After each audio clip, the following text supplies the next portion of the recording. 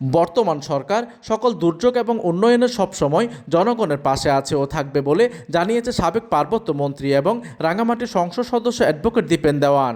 আজ বৃহস্পতিবার দুপুরে কাপ্তাই উচ্চ বিদ্যালয় আশ্রয় কেন্দ্র পরিদর্শন এবং দুর্গতদের মাঝে দুপুরের খাবার বিতরণকালে তিনি এই মন্তব্য করেন।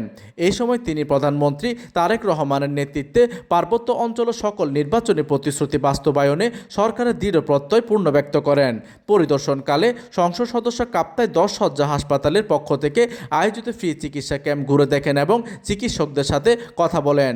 এই সময় তার সাথে কাপ্তাই উপজেলা নির্বাহী অফিসার মোহাম্মদ রায়হানুল ইসলাম, থানার ওসি শেখ মাহমুদুল হাসান রুবেল সহ জেলা ও উপজেলা বিএনপি এবং জামাত ইসলামের শীর্ষস্থানীয় নেতৃবৃন্দ উপস্থিত ছিলেন।